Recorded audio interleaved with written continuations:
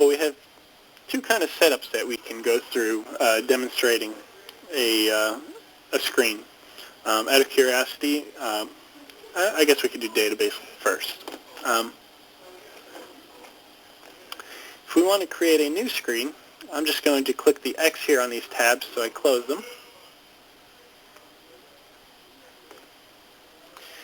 And what we can do is say File. I need to go to File, New. And here you see we have different screens to select. You have HVGA, WVGA, and SVGA. HVGA is, I believe, like a black and white screen, or it might actually be blue and yellow, but it's like two-toned. And it's a slightly smaller screen. You have WVGA, which is what the emulator is currently displaying. And then you have SVGA, which is slightly larger. And you have the ability to create any of these three. And once you create a screen in one, you can actually convert it to another one rather easily, which I'll go over after we design our screen. So when I click on File, New, and I select WVGA, we have this wizard that comes up to create a new tab. The name of the tab is somewhat important later on, but at this point it doesn't really matter to us, so I'm just going to call this let's say, database sample. We're going to press next. Now the alias, you can see I named my tab Most Database Sample, which is a rather large name, and displaying it out on the screen, it kind of takes up too much room. So you can see here, for our tab in the emulator, we have the word manual. The alias is basically what you would see on the screen instead of the actual name of it. So here I'm just going to say STF sample. And hopefully it's wide enough to fit that whole text. I'm not sure if it will or not. Next it will ask me if I want to add this to a collection. And we already discussed that a collection is basically a group of tabs. So when it asks me this, I'm just going to select Save to File, because for now that's what I'd like to add it to make it kind of simple.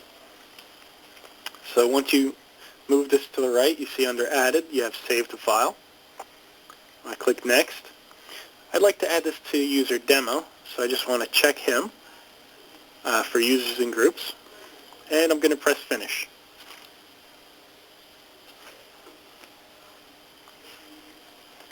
So now you can see I have my screen here. And this is how I would typically start designing my tab.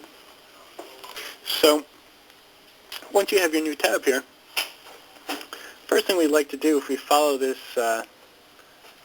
PowerPoint we have is we want to drag a list box onto the tab. List box is basically going to display our information that we get as a result. So over here on the left side of your designer, you have different objects you can add to your tab.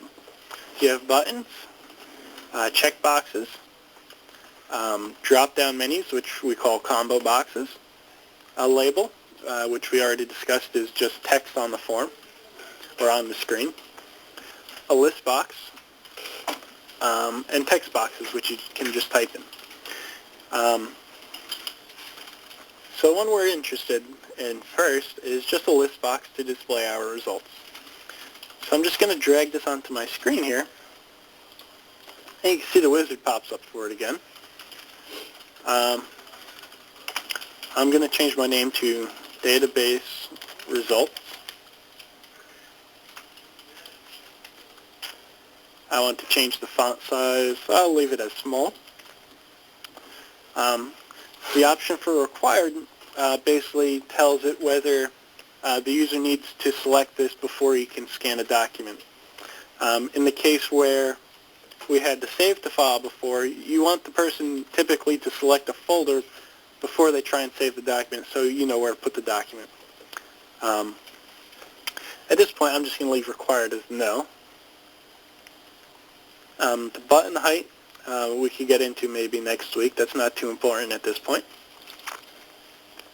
The columns tells you how many columns you should display. 2 is okay for now. The primary column, this is the one that will be used for the data. So if you're displaying maybe a name and a phone number, where the name is the first column and the phone number is the second column, if the information that you're trying to use from the display is really the phone number, you would change your column to, your primary column to 2 instead of the name, because you may be more interested in the phone number. So if I press next, max items we don't need to concern with. Process reset is not too important at this point. All values. Multiple select allows the user to either select only one item, or they could select 10 or 20 or as many as they like. For this display, we're just going to say off. And the type. If we look at our PDF, you can see we need the type is a target for this demonstration. So you can see if I click on this drop-down, there's several different options. Target is the one that we're going to use to search a database. Depending on how complex you want to make the screen or how intelligent, you could select different options, but at this point a target is good for our scenario. So if I click Finish, I can actually move this box around. I'm going to make it a little bit larger.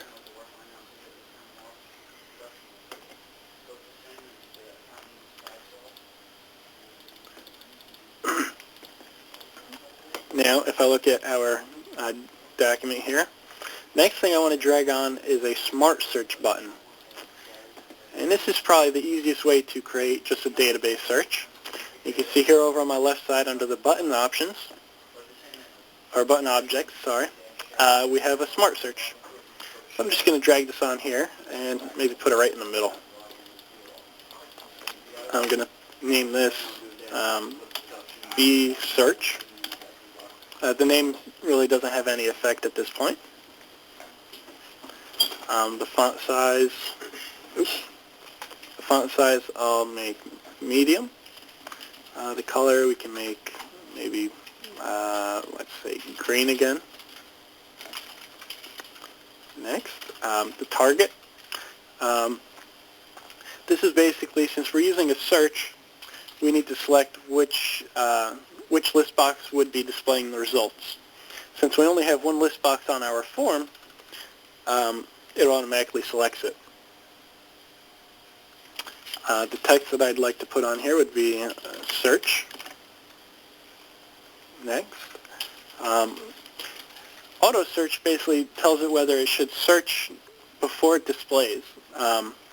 If you don't have it search before it displays, it'll just leave the box empty. So I'm going to turn auto search on so that as soon as you log in, it will automatically display the results. The search text is basically what you want to search with. This is, the user can enter this at any point, but this is only really used if you want to use the auto search, so it displays when you first log in. If you leave it at blank, it'll return all the results. So that's what I'm going to leave here, is just not type anything here. And the type here is going to be a database. You can see that we have different options. You have custom database, database, and DLL. And we'll get into those options maybe a little bit later or possibly next week, depending on how far we go today. So the value that we want for now is just a database. And I'm going to click Next. And here it shows me my DSN. Typically with Reform we use ODBC connections. So if I go to my control panel, and it's kind of a neat feature of most, and I go to Administrative Tools, we have our ODBC connections. And if I just look at my system DSN, you see I have FS Monitor Data Source, Reform Lookup Database, and WriteFacts. You can see most automatically list those for me without, I don't have to memorize the data source name. It makes it much easier to make sure you have the correct information. So the one that we're going to use for the sample is FS Monitor Data Source. So once we have our DSN selected, we go Next. And it may take a second or two, and what it's actually doing is pulling the databases that you can, or the tables that you can select. Here, if you look at your values, Reform automatically selects a number of tables depending on what you choose to install as plugins. But no matter what you choose, you should have this sample data value. So if you can, look through that list for sample data, and once you find that, just simply press Next, and it'll ask you for parameter. Now the parameter is basically what you want to search by. In this case, we're just going to say maybe the first name. You can see there's another option, and this is basically a list of columns in our table. So again, you don't have to memorize the column name itself. You can simply select it from this list.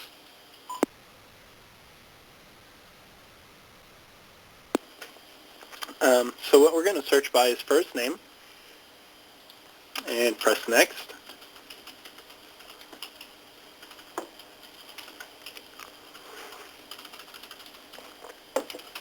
And you can see here I have my button. I'm going to stretch this a little bit.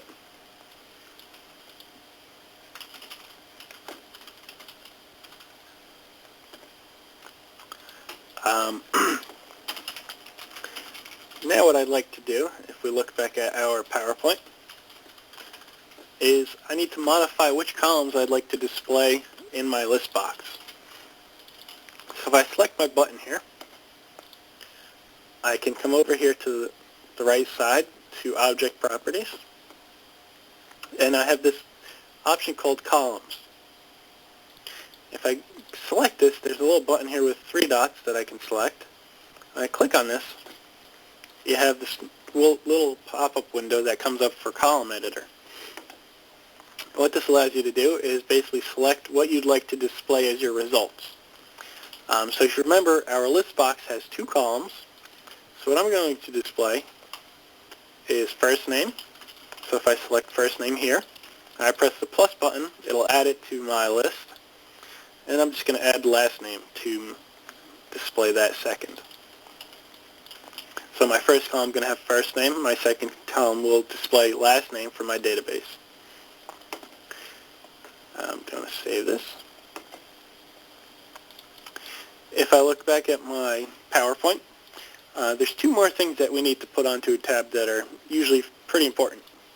A log off button, which allows the user to log off, because if you don't add this, then there's no way for them to really disconnect without the connection timing out, or without the user using the display in that timeout, I mean. And a process button. A process button is basically like your scan button. You can actually use the green circle on the MFP if you like, whichever is easier. But you need a process button to be on the tab. Since we're just doing a database lookup, the process button is not too important. But like I said, we need a logout button so we can exit the screen if we needed to. I'm just going to leave this as the default settings. I'm going to change text to log off. And I'm going to save my settings. I want to close this quick and just check something.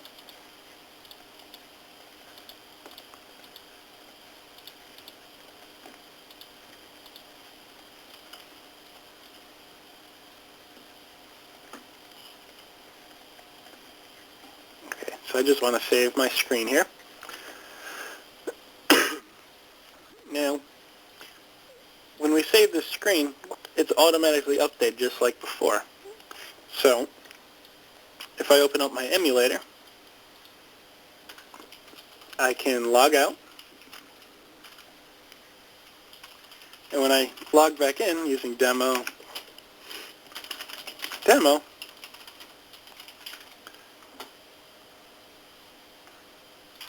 one second, and here we have in my Save to File collection, because that's what I selected when I went through the wizard, I have manual, LDAP, and these two were originally here.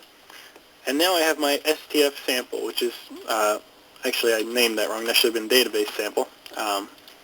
That's okay. So when I click on this, you can see it displays the screen that I just designed. Now here we have 5 entries from our database, and this automatically displayed them because we turned on that option for the search button. So if I press search and say I want to look for John, I could type John. I press OK. And you can see it comes back with John Smith and John Nelson because those both met my search criteria. I'm only searching by my first name, and I entered John. Now if I wanted everybody in that list again, what I could do is press search, and instead of entering a string, I just leave it blank, and I press OK. And you can see it lists everybody once again. Same thing if I wanted to search for, let's say, what's a good letter? If I search for anybody with the letter E in their name, so I'm just going to type E, press OK. No data found. So maybe if I look for anybody with the letter M as their first letter, and you can see Mike comes up. So you can see this automatically connects to the database rather easily using these wizards. How many times? If I was to open up my database viewer application, I could actually show you this information as well as the other columns in there that we could easily select as well.